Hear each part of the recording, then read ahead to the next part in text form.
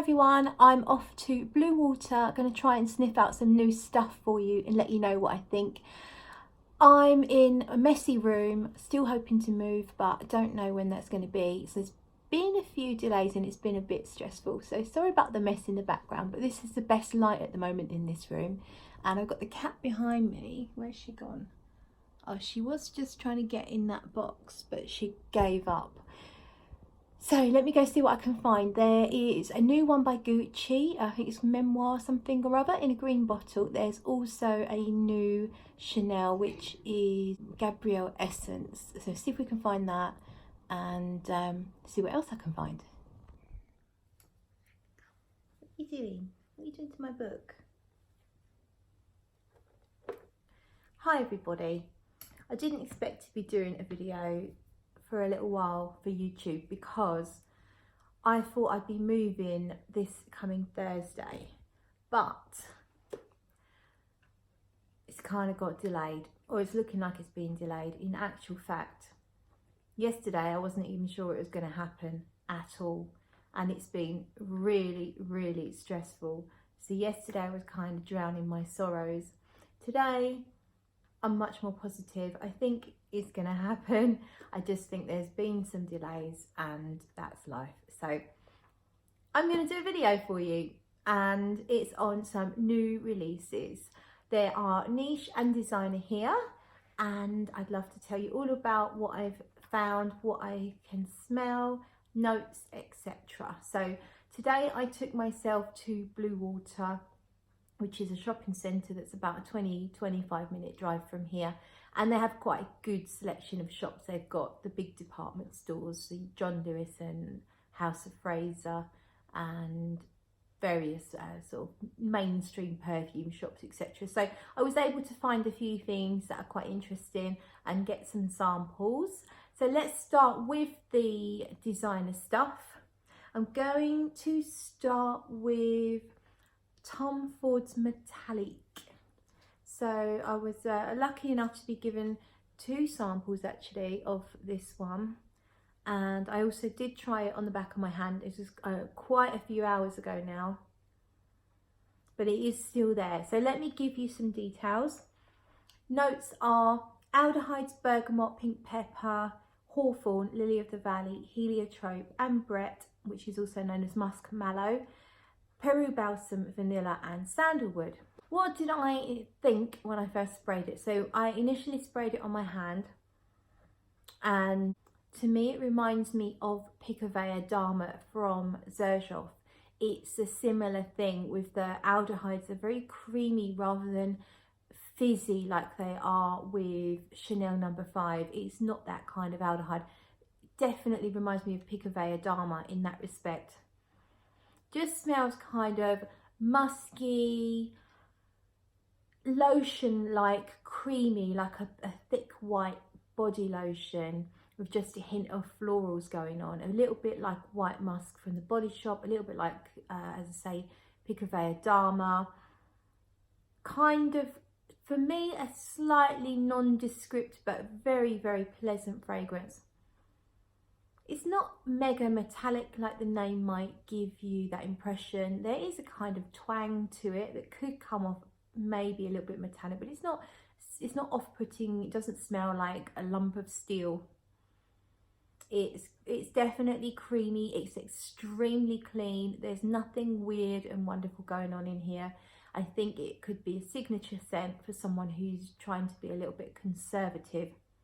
Probably not one that I would really choose to wear just because it doesn't excite me that much, but it is definitely pleasant.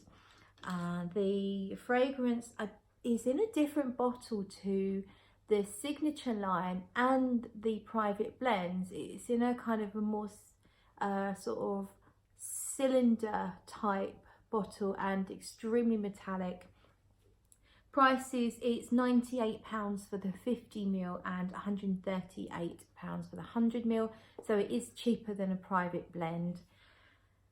Worth checking out if you like your fragrances sort of understated, clean, musky, almost suede-like, very pleasant, but it's not rocking my world and it's not rocking her world either, I don't think.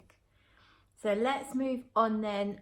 I couldn't get a sample of this, so I didn't actually try. I just coated this thoroughly in the fragrance. So it's Gucci Memoire D'Une Odeur. The nose behind this fragrance is Alberto Marias, and it's the latest release from Gucci, and it's actually unisex. So Gucci have kind of done something a little bit different.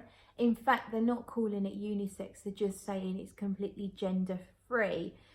Maybe that's sort of in recognition of the fact that there can be various different genders in this day and age. So I don't want to get involved in that, but it's gender free. It's gender free, and it certainly does not smell masculine, and it certainly does not smell feminine. Could almost call it asexual. It's not sexual, it's not sensual, it's interesting and it's different. I really wanted to like this one because I love what Gucci are doing. They're kind of going in a niche direction, but at a designer price level. They're not trying to say it's super luxurious. They're not trying to say it's niche, high end. It's priced at a kind of standard, if actually slightly cheaper designer price level. So 60 mils, £66, 100 mils is £92. So yeah, designer prices. The chamomile is absolutely dominant. If you don't know chamomile, it's kind of difficult to explain. I know chamomile only because I did a aromatherapy massage course several years ago, and I bought myself some chamomile along with all the other essential oils. And if I'm honest with you, chamomile was not one that I particularly liked. I found that it dominated the blends that I was making. Chamomile just overtook. The smell was just so strong, and it's got a bit of a medicinal feel, which might be because it's used in so many sort of and sort of healing preparations, lotions and potions. Chamomile is very healing, very calming, very soothing. If you know chamomile tea, you can get an idea of what it smells like from that. Kind of, it's medicinal, but it's smooth and a little bit astringent. And to me, the chamomile, even though this has been on this paper now for hours, the chamomile is still the most dominant note. Let me read you the other notes. Bitter almond, musk, jasmine, vanilla, cedar and sandalwood.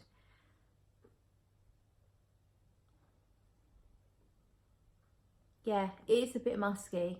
I don't really get anything else at the moment. To me, it's just chamomile and a bit of a musky base, maybe slightly musky woody base. It's not unpleasant, but it's hard for me to imagine who might wear this and where, because it is just a bit weird. But it's not weird in a funky, unlikable way. It's just a little bit weird in that it doesn't really smell like a fragrance for anyone. It smells more like a utility product, or yeah, some sort of healing balm or something like that. Not unpleasant. I just can't imagine. I wouldn't really wear it, I don't think, and I just can't imagine really that many people that are going to love this one. So well done, Gucci, for releasing something that's a bit polarizing. I have to give it to them for that, but I'm not sure that this is something I'm that interested in. So that's Gucci Memoire D'Une Odeur, and it comes in the cylinder green glass bottle that's kind of like ribbed for her pleasure. So let's move on then to, so this one I'm going to talk about is called Sakura, and it's from Acqua Di Parma. Mr. Smelly, Dan from the channel Mr. Smelly, has reviewed this one in a standalone review on his channel, so check that one out for something a little more in depth. But I'm just going to give you the basics here. So Sakura is on here, and the notes are bergamot, mandarin, pink pepper, cherry blossom, jasmine, sambac and musk. This one's pretty pricey, £197 for 100ml, £242 for the 180ml. Pretty pricey. It starts off, when you first spray it, you definitely do smell those citrusy notes. This is bergamot and mandarin are the citrusy notes in here. They seem to have dissipated quite quickly from this paper and left me with a white floral concoction that I wouldn't necessarily be telling you that I understood it to be a Japanese cherry blossom. To me, it feels more like a combination of different white florals that are very creamy, and there's kind of an exotic woodsiness that's very, very balmy and very smooth, and just a hint of something fruity. But what that is, I'm not entirely sure. Maybe it's even a light cherry note. I mean, it's cherry blossom, so maybe you can just get a hint of some cherry in there. Just something a little bit fruity and creamy white floral. It doesn't smell like everything else. It definitely does smell pretty nice and interesting, but it doesn't smell £197 nice to me anyway. Maybe it's a bit too pretty, a tiny bit too floral for my usual taste, but I like how it's balanced with the musk and some kind of woodsy note. I don't know if it's woods, something interesting and exotic and balmy and smooth in the background. So yeah, pretty nice, but for the price, it doesn't excite me. Maybe if it was a bit cheaper, I might be a little bit more interested, but yeah, let's move on to the next one. We are going to go with, so here we are with something very niche, indie niche, and let's do, where's the bottle? Here we are. It's the latest one from SP Parfums, and it's Sea Salt Amber. This was kindly sent to me by Sven to review, and I will do a proper review later on, but I just wanted to share it with you now just to give you a little teaser. And it's on here. So this is really interesting. Sven is resorting back to his original weird and wacky self with this one, in my opinion. The notes, let me give you the notes to start with. So this is how he describes it. A walk on the gourmand seaside. Sea breeze, immortelle, sea salt amber, spices, chocolate and coffee. So to me, when I first spray this, I do find it unpleasant for the first 10 minutes or so. There's something a bit jarring to my nose. It's now much better. It's been on the paper about 20 minutes. It's, I think, possibly the salty sea breeze is quite an overdose to start with, and it almost smells a little bit leathery and a little bit like just chemicals. It's hard to explain, quite chemically, but it is much better once you give it that 10-20 minutes. Now I can start to smell the gourmand elements coming through. Now I did ask Sven, he hasn't got back to me yet, if there's something minty or mentholated in here, because it almost feels like there's a tiny bit of mint in here, and there's definitely some sweet elements. It's like being by the seaside. There's a massive blast of wind, it's picking up the sea, spraying in your face, and there's maybe some seaweed down there, and it's just picking up a bit of the seaweed. But you've got a stall over there, and they're selling toffee apples and coffees and maybe some other sweet stuff like candy floss, but it's quite a distance away, that sweet stall, so you're only just getting hints of it on the breeze. What you're getting most is the sea breeze and that really brisk, bracing sea air. And yeah, I do feel like there's seaweed or even a tiny bit of leather going on. It's definitely interesting. I have to be honest, it's not my favourite, but it is really interesting, and I think lovers of the more avant-garde stuff will probably enjoy that very much. And I just wanted to give you a little bit more information actually that I learned about Sven Pritzkalate. So Sven is the brand owner and the perfumer behind the brand, and he was explaining to me, we was chatting, and he told me about how he got into creating fragrances. So he'd been experimenting, and he met up with Maurice Roussel at an event, who was really complimentary on the blends that he showed him, gave him lots of advice and encouraged him to start his own brand. And he also at the same event met up with the head of Geworden, who also encouraged him to create his own fragrances and his own brand. And with sort of 10 years of guidance over the phone from the head of Geworden to help him create his signature scent, he then launched his fragrance. So I'm just kind of amazed at how much time he put into creating his brand. It's not like, I think sometimes you imagine that someone just started experimenting with perfumes and started bottling it up and selling it in, you know, half a year or something, but actually got 10 years in the making before the brand even launched. So that's Sven, a little bit more information about Sven SP Parfums if you're interested. And then I'm going to move on to the final one. Oh, Sweetie's gone. Let's move on to the final one. It's actually two bottles here. They are kind of the same thing.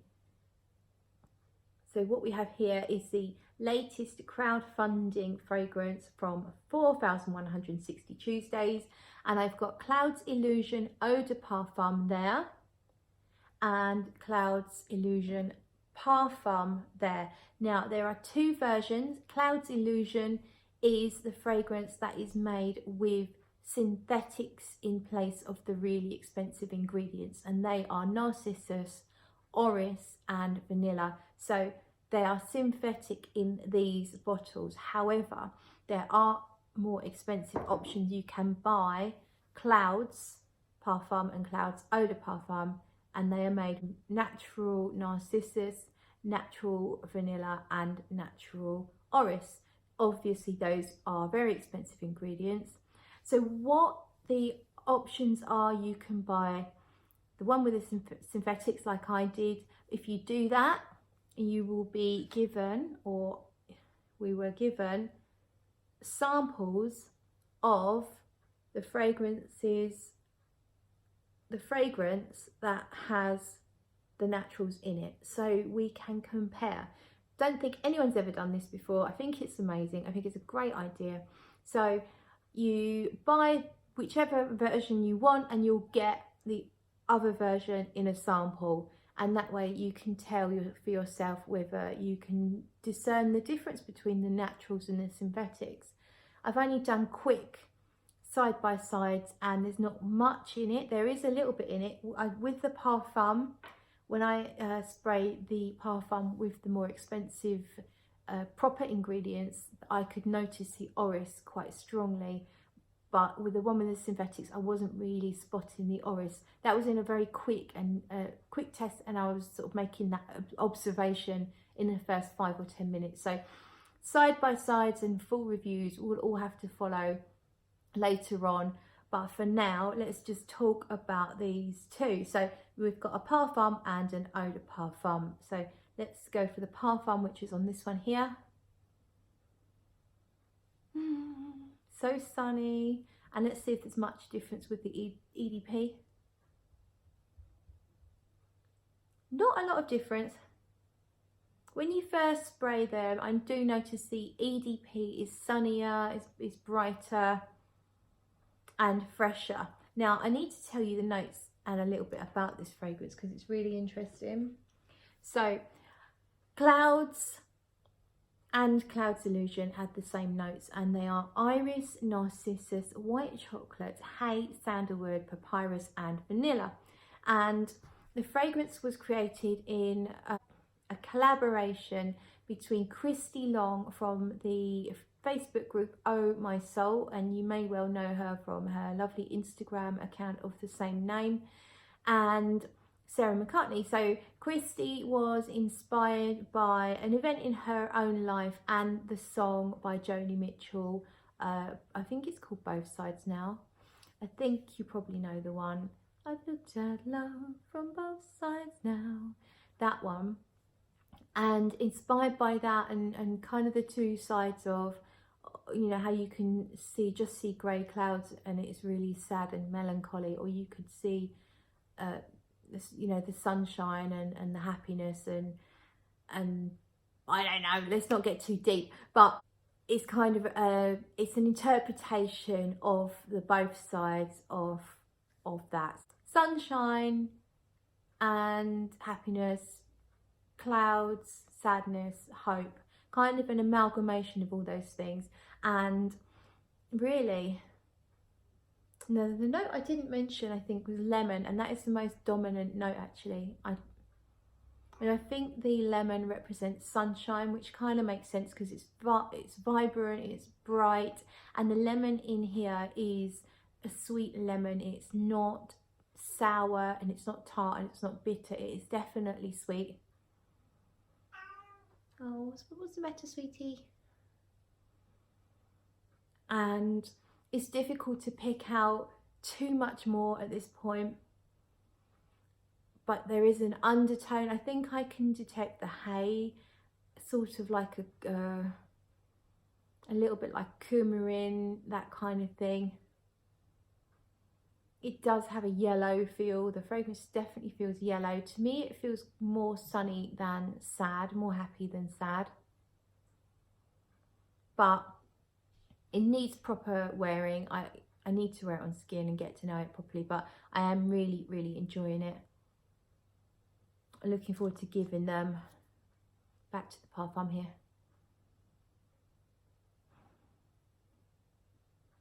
It's kind of like a hint of something green, almost like a little bit of a grass kind of note, but only ever so light. Uh-oh, sweetie, she's actually going to knock all the perfumes over, so I better let her out. I'll let you out. Come on. Come here, little bugger. Come on. Off you go. Bye-bye. Yeah, I wonder actually, Narcissus, I believe, can be quite a green, can have a green aspect to it. So perhaps it's that's causing the kind of like grass-like effect. I'm really, really liking Clouds anyway. That's all I can say on the matter at the moment. I will do full reviews as soon as I get a chance. I'm going to obviously need to give them a proper wearing, and I want to test the samples of the versions with the expensive ingredients side by side properly with the Cloud solution, and see if I think it's worth buying the more expensive version, or whether the synthetic is not that different and therefore not really worth it. But I think I've said enough. Thank you very much for watching. Wish me luck on my hopefully imminent move, and I will see you in the next video.